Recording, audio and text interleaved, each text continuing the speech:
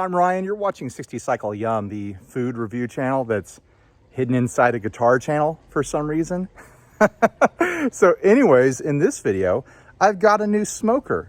There's my old smoker right there. There's my new smoker. Old smoker, new smoker. Let's check it out.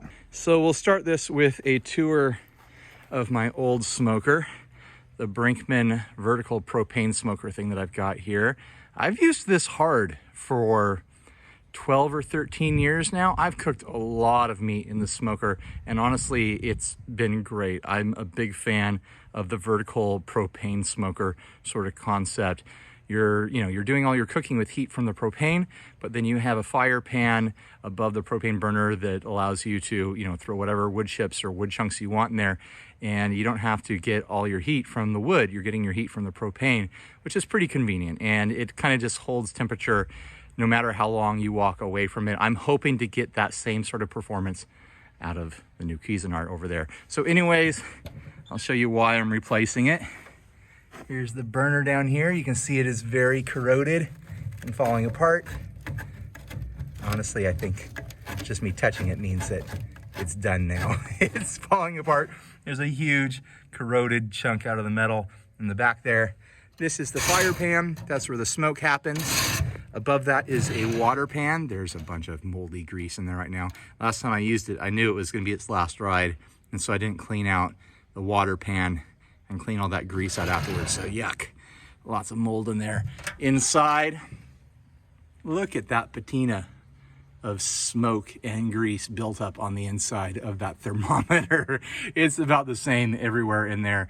I don't think I even need to use wood in this anymore to make something smell smoky. You just wave a piece of meat at this and it's gonna smell smoky for, 10 minutes of cooking after that, because there's so much patina built up in here.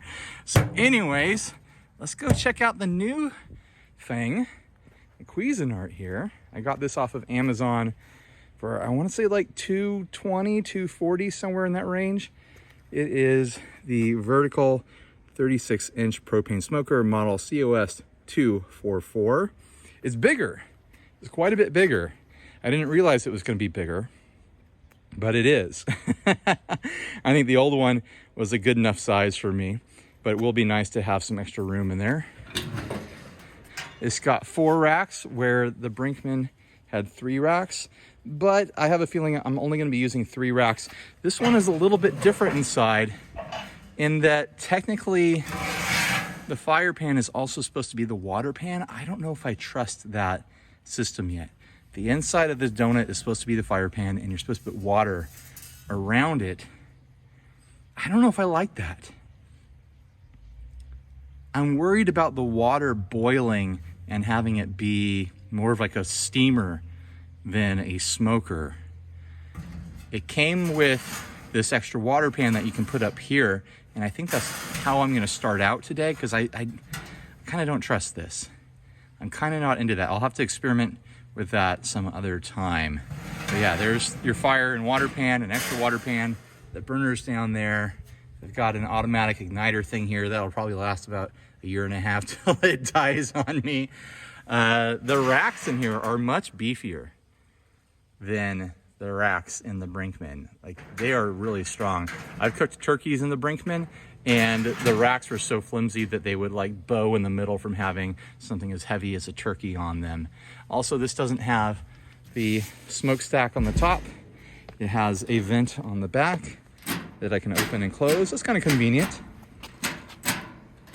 I might want to keep it closed for some meats and open it for others, or have some sort of combination. I don't know.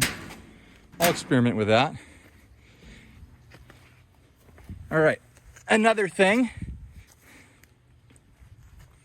about this is the fact that it's bigger means that I'm pretty sure I can fit a rack of ribs in there without trimming it. Yeah, it looks like it's gonna fit. Where with the Brinkmann, I always had to cut the racks in half to get them to fit. For this first test of the smoker, I'm gonna use a couple chunks of plum wood from a plum tree that died in my yard years ago. I have a big old chunk of the trunk in my garage, and every now and then I cut some slices off for smoking. This should be more than enough wood to smoke a rack of ribs. Again, I'm not using the wood for the heat. The wood is just for smoke flavor. The heat and the cooking is coming from the propane. So I'll probably start off with like this little guy and then throw that in like an hour later. And then if I think it still needs it, I'll throw in one more chunk for the back couple hours of smoking these ribs.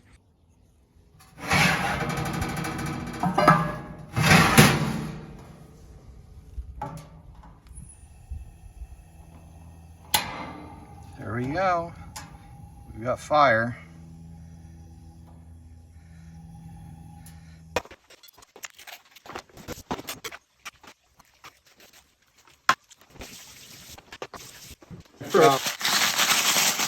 When I first started out smoking meat, I was doing all the fancy kind of rub recipes and stuff like that, and really getting my meat fuzzy with all kinds of seasonings. And then slowly over the years, I pulled back and started doing less and less, and eventually landed on just doing salt. Just salt and smoke was my motto. But this time I'm gonna try introducing a little bit of pepper. I'm gonna use white pepper, which is something I love using in my cooking, like all the time. I use white pepper to the point of abuse. And I'm gonna do some fresh ground black pepper just to get a little bit of heat on this. To use a guitar analogy, I use white pepper for my mids. That's what this is. This is my mids. This is a tube screamer. This is the mid booster. There's something about white pepper where it's not really spicy in most quantities, but it adds a lot of warmth, adds a lot of fullness to flavor that I'm just honestly in love with. And I've been using white pepper for years and just about everything because I love what it does to food. All right, let's go throw this in the smoker. Smell the smoke. It's sitting right at 200, which is a little bit hotter than I wanted, but it's good that it's sitting there after sitting here warming up for about 10 minutes. So I'm gonna bring the heat all the way down. Still plenty of flame on that. Hopefully, I'm hoping that'll sit eventually right underneath 200, like 190 is usually my goal. There we go. I think I'll choose the top rack for this. Hot, hot, hot, hot.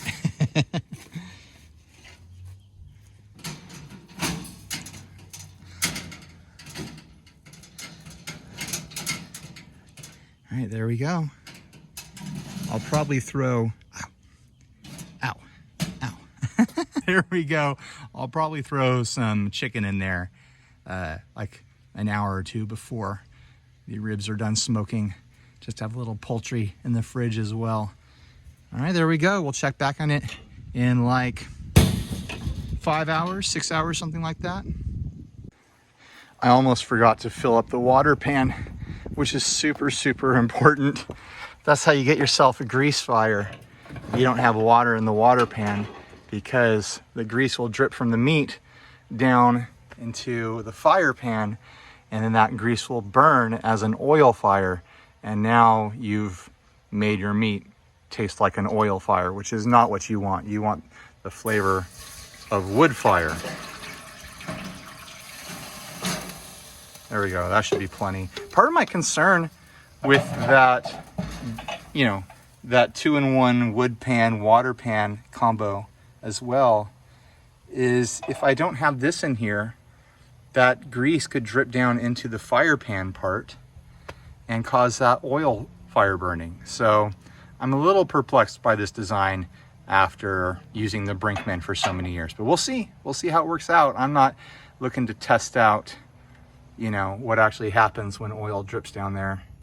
We can see that chunk of plum wood is smoking and burning right now. So that's success. I've come to check on it half an hour later, and it's still setting at about 230. And I'm having the thought that if I put some water in that bottom pan like they intended, that it might help knock a few degrees off. See, that's what I'm worried about. Like, it's getting hot enough to kick a bunch of steam around. I don't want to boil it. I don't want to steam the meat. I want to smoke it. So we'll see what happens. I'll drop an extra chunk of wood in there. But maybe that'll help pull the temperature down 10 degrees or so, is my hope anyways. So checking in on this, another half an hour later. Oh, it is lower. 205, maybe 208. Who knows how accurate that is. Let's see how much water is left. Uh-oh, looks like it's almost all dried up. Maybe completely dried up? Yeah. Jeez.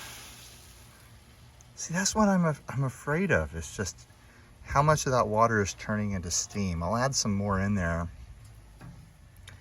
But I'd rather not have to keep filling up this water pan to keep the temperature low.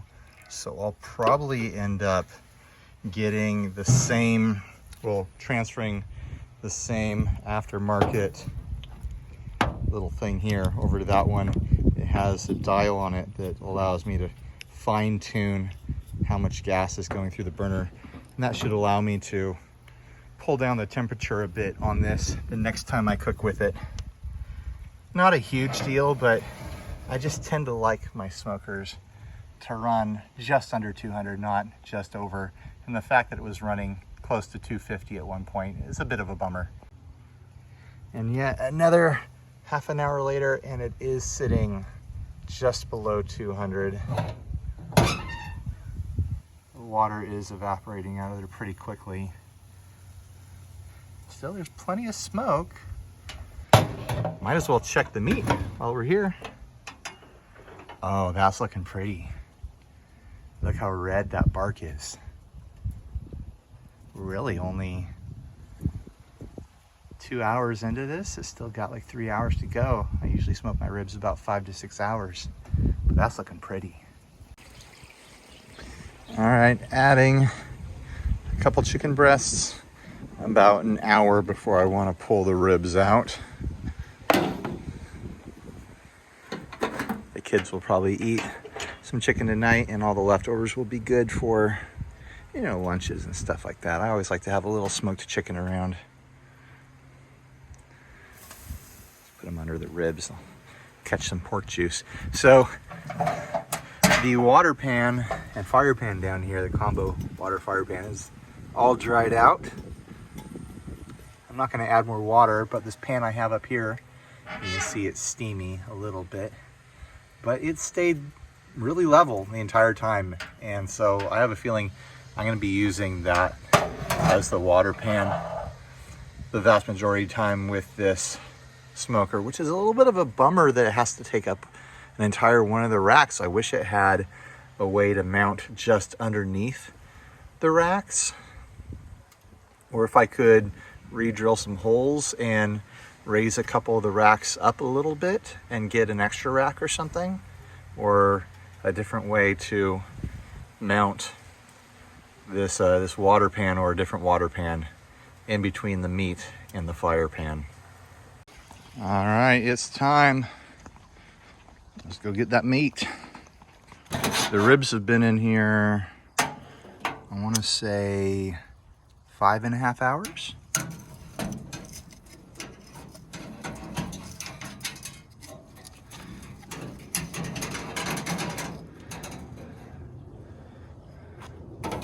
There we go. That looks beautiful.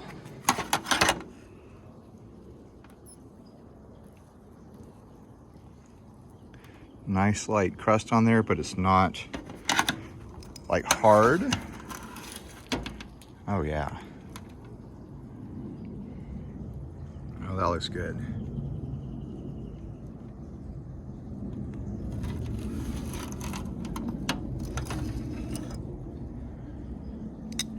All right, let's check the chicken.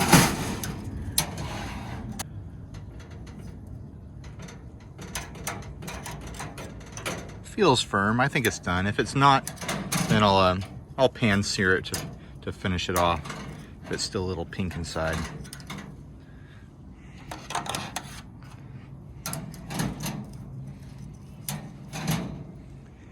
I kind of doubt it is. It's been in here for about an hour at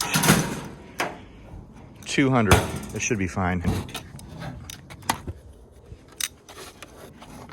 Try not to drop the food on the ground as I carry it in one-handed. All right, let's get into it. I've got this knife here that was sent to me by a viewer who has like a Kickstarter for like some barbecue gear stuff. This is the main thing, the Tomahawk sauce delivery system. I'm not saucing these ribs, so I haven't cracked it open, but he sent this knife as well, grill spec, and this knife is kind of wild. Look at that. It's pointy and sharp on every single side, and honestly it makes me feel a little nervous how sharp this thing is. Let's take a look at these ribs. This is a good place to cut.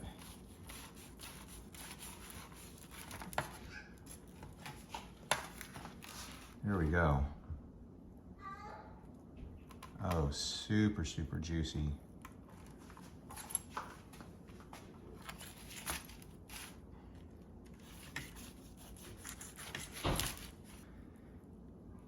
Oh yeah. Nice pink ring there around the outside. Nice smoke ring on the bottom. That's beautiful.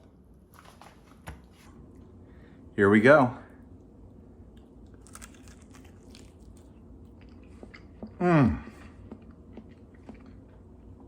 Oh yeah, that's good. It's coming clean off the bone there.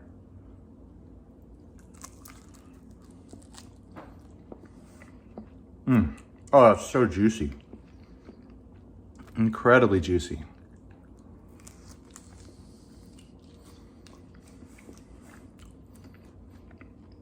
It still has a nice like pop to it. Like I don't like ribs where the meat falls all the way off the bone, like some sort of like Indiana Jones villain death. Like I want it to have a little bit of a pop and a tear when I bite it. Oh, it's still coming off that bone nice and clean. This might be the best tasting rib I've smoked in a while.